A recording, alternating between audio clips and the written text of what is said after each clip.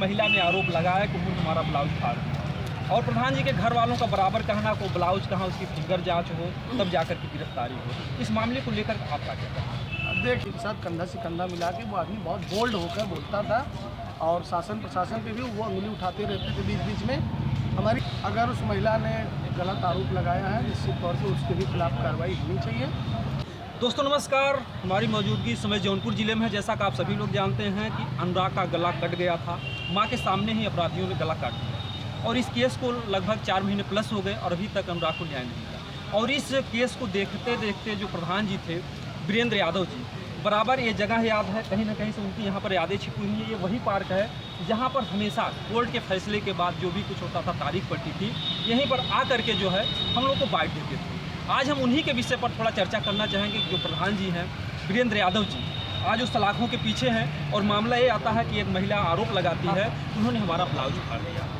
वकील साहब जो है, आपका बहुत बहुत हमारे चैनल पर धन्यवाद। जी बहुत बहुत स्वागत है। जो प्रधान जी के साथ एक घटना घटी है जो कि महिला ने आरोप लगाया कि उन्होंने हमारा ब्लाउज फाड़ दिया और प्रधान जी के घर वालों का बराबर कहना को ब्लाउज कहाँ उसकी फिंगर जांच हो तब जाकर के गिरफ्तारी हो। इस मामले को लेकर आप क्या कहते हैं? देखिए, अगर उस महिला ने गलत आरोप लगाया है निश्चित तौर से उसके भी खिलाफ कार्रवाई होनी चाहिए। और प्रधान जी चूँकि अनुराग मामले के प्रबल पक्षधर थे, उनकी पैरोकारी चलती थी, वही उसको ऑब्जर्व भी करते थे। अनुराग के पिताजी के साथ कंधा से कंधा मिला के वो आदमी बहुत बोल्ड होकर बोलता था और शासन प्रशासन पे भी वो उंगली उठाते रहते थे बीच बीच में। हमारी 1-2 बार उनसे मुलाकात भी रही है। मैंने उनको बताया भी है कि आप जो इस तरह से आरोप लगा देते हैं या कोई बात कह देते हैं, थोड़ा सा आप अपने आप को भी सेफ एंड सिक्योर रखिए। हम लोगों ने पेपर में एक दिन अचानक पढ़ा कि उनकी गिरफ्तारी हो गई है, 9-10 मामले में वांछित हैं वो, और छीना झपटी, धोखाधड़ी, लूटपाट का तमाम उनके ऊपर मुकदमा दर्ज है। तो यहाँ भी शासन प्रशासन का फेलियर रहता है कि जब इस तरह का कोई क्राइम व्यक्ति करता है तो आप उसको इतना समय क्यों दे देते हैं कि वो क्राइम बढ़ाता चला जाता है।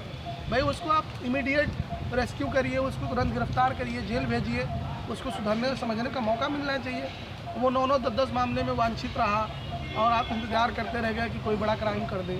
तो प्रधान जी को आप साजिश भी कह सकते हैं कि साजिश के तहत उनको जेल भेज दिया गया ताकि अनुराग मामले की पैरवी स्लो हो जाए, दब सके और उनके पिताजी को होपलेस कर दिया जाए, वो अकेले पड़ जाए। क्योंकि बड़ा असहज सा मामला ये लगता है कि जैसे ही उसमें जो दरोगा है राजेश यादव, उसकी बेल होती है, उसके थोड़े ही दिन बाद प्रधान जी की गिरफ्तारी हो जाती है और न्यायालय में शायद उनका प्रकरण विचाराधीन है। उनकी पत्नी का भी हमने अभी मीडिया के ही माध्यम से पता चला कि जो डेट पड़ी है उस पर उनकी पत्नी जो शायद ग्राम प्रधान है वंदना यादव जी भी आएंगी। और हम लोग भी सिविल कोर्ट गए हुए थे, लेकिन अभी प्रधान जी के बेल शायद नहीं हो पाया है और उस पर सुनवाई होनी है। अब देखिए आने वाले डेट पे क्या होता है। उनकी पत्नी आएंगी तो और भी वो बेहतर खुलासा कर पाएंगी कि उस दिन क्या घटना घटी थी जिस प्रकरण में उनको उठा के, क्योंकि ढाबे का मारपीट का कुछ प्रकरण बताया गया था कि ढाबे पे मारपीट और कपड़ा वपड़ा फाड़ने का मामला है। तो अब वो बेहतर वही बता पाएंगी या तो प्रधान जी से मुलाकात हो पाए तो वो बता पाएँ और हम लोग प्रयास करेंगे मिलने का उनसे।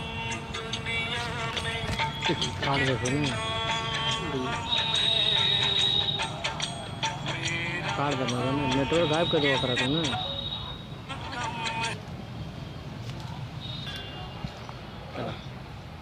ये जो केस भी प्रधान जी के सामने जो मुकदमे आते हैं, जैसे ही अनुराग केस में आते हैं सामने, क्योंकि 4 महीने पहले भी एक जो है चैनल के माध्यम से इनके जो खबरों को दिखाया गया, इसके पहले लोग सोए क्यों थे? जो है वही मैं बता रहा हूँ कि ये साजिश भी हो सकती है। मैं पहले ही आपसे बता दिया कि जो व्यक्ति 9-9, 10-10 मामले में वांछित है उसको आप इतना फ्री होल्ड क्यों रखे हैं। उस पर 17 मुकदमे बताए जा रहे हैं जो भी है, तो आप उस पर पहले कार्रवाई करते हैं, आप उसको क्राइम करने के लिए क्यों छोड़ रखे हैं। लेकिन जैसे ही उसकी बेल हो रही है वैसे ही प्रधान की गिरफ्तारी हो रही है, 2-4-6 दिन का गैप है उसमें। तो ये कहीं वो परिवार भी बराबर आरोप लगा रहा है कि राजेश जो है कि उनकी सुभाष की पत्नी को 2 लाख रुपए दे देते हैं। वो संदेहास्पद है और वो लोग भी प्रधान को टारगेट कर रहे होंगे जरूर निश्चित तौर पे, क्योंकि प्रधान उनके विरोध में था, खुल के उनके विरोध में बोलते भी थे। वो मीडिया में भी उनके लिए वो था उनका कि भाई बेल हो रही है, हम लोग उसको गांव में नहीं आने देंगे, ये है वो है। लेकिन प्रधान जी जो अभी इस वक्त जेल में है बेल तो होनी ही है, बेल हो भी जाएगी उनकी।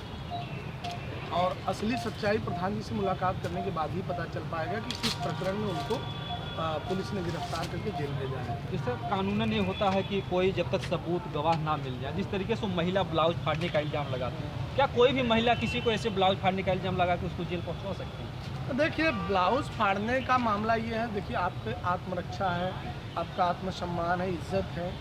ब्लाउज फाड़ के कोई व्यक्ति, या तो वो उसका कोई स्तर नहीं होगा जो व्यक्ति इस तरह का कृत्य करता होगा, और या तो भाई उसके साथ जेन्युइन उस तरह का कृत्य हुआ होगा कि वो मजबूरन उसके पास होगा। ये तो वो महिला और प्रधान के बीच का, वहाँ पर जो प्रत्यक्षदर्शी होंगे, जो गवाह होंगे, उनके बीच की बात रही होगी कि क्या सच्चाई है। लेकिन संदेह की बात यहाँ हो जाती है कि आरोप कई निकल के आ रहे हैं कि पैसा दिया गया, एक साजिश बनाई गई, इसके तहत प्रधान को जेल भेजा गया। अब प्रधान जी जब भी न्यायालय आएंगे, मुलाकात होने पर ही हम लोग कुछ इस पर सही बाइट कर पाएंगे कि क्या सच्चाई है। लेकिन ये है कि प्रधान जी की बेल तो होनी ही है और बेल हो भी जाएगी एक आध दो डेट पे। लेकिन अनुराग हत्याकांड में जिस तरह से उस व्यक्ति ने खुलकर जी अनुराग के परिवार